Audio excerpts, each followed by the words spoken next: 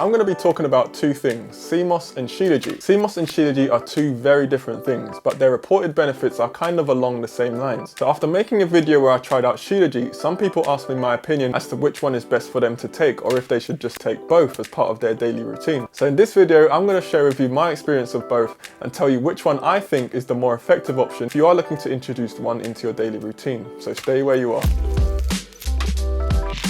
So I'm going to start with my personal experience. You may know already, if you've watched some of my previous videos, that I use sea moss regularly. I often talk about the positive effects I've had with it and continue to have with it. Sea moss has really grown on me, no pun intended, and I first tried it during lockdown as a way of just trying out something new that would maybe help me out. I think at that time a lot of people, including myself, were looking at their health and diets and looking at ways to improve certain aspects. Now after exploring sea moss, I gave Shilajit a try, which is a totally different thing. It's a thick black or dark brown coloured goo, which compared to sea moss has similar reported benefits such as improvements in concentration, energy levels, and some consider it a testosterone booster too. I didn't check my testosterone levels before and after I took it, so I can't say if it did anything in that area, but overall it was a positive experience. Now after I made a video talking about my experience using Shilajit, a few people asked me, Stuart, if you had to go for just one, sea moss or Shilajit, which one would you go for? So I had to have a think about it. Now the thing is, they both have their strengths and weaknesses, and when used in the right way can be really effective. So I totally understand why someone would ask the question. So to start off, I'm going to briefly go through what each one actually is. Also, to help you out, I've put chapter markers in this video down below so you can go to whatever section you want to know about. So what is sea moss? Sea moss, which is scientifically known as Chondrus crispus, is a type of seaweed or algae.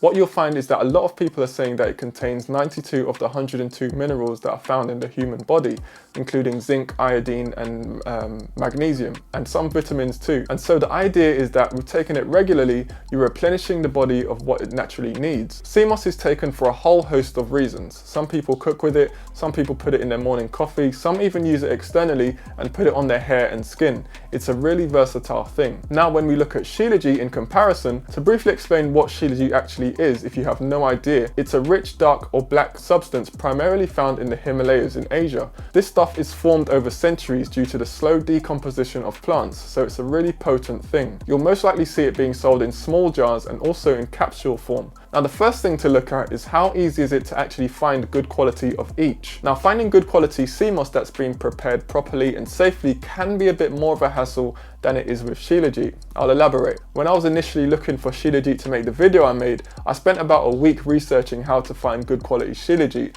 and what to look out for as a red flag. And actually finding a good supplier online wasn't that hard. I was actually lucky enough that I had a friend that had a supplier that he recommended to me, but if I didn't use him, I was totally ready to buy from a few of the sources I found online. So finding good Shilajit was not hard at all. Now when it comes to finding good quality sea moss, I found it and continue to find it a little bit more tricky. I've been taking sea moss for about 2 years now, and over this time I've bought from several places. And the problem, as mentioned in the previous video, is that sea moss overall isn't standardized. It's a folk medicine, so you don't know actually what the potency of a spoonful of sea moss could be. Different sellers have different practices and preparations as well, and then there's the problem of whether the sea moss has been honestly grown organically or if it's just been pool grown, which is a big no-no in terms of the effectiveness and the quality of the product. Trust plays a massive part. This doesn't just apply to the gel form of sea moss either. When it comes to sea moss tablets or gummies, which are quite popular, as they're packaged and dried products, you don't know truthfully how long they've maybe been sat on a warehouse shelf for. Like I said, trust plays its part here. You just have to be very cautious of the people who may be more focused on making money off you rather than providing you with a good quality and honest product. So in terms of finding a good seller, I actually found Shilajit easier to find and sea moss a little trickier, but you just have to be a bit more vigilant. It might be worth mentioning as well, I do have a guide that gives you tips on what to look out for when it comes to actually buying sea moss, and this guide does have a recommended list of reputable sellers that I use myself. So if you do need it, I'll put a link to that in the description below. So which one is more effective? When it comes to the question of which one of the two is more effective, I would say this. Shilajit is good and I did feel a difference from using it, but it tasted awful. I know you can get Shilajit in a capsule form, which does fix the problem of the taste, which is great, but my preference is still sea moss. Why is that? I'm just well into the routine of taking sea moss. I put a spoon or two in my morning smoothie every other day and I'm good. I just feel like when I first tried sea moss, the effects were more of a kick in the face than when I first tried Shilajit. Shilajit did work, but it was more of a slow build, and a slow build is more of a common thing when it comes to natural remedies. Another thing I didn't like about Shilajit was the preparation was a bit of a hassle for me. I had to actually let it melt before I could actually scoop it out of the jar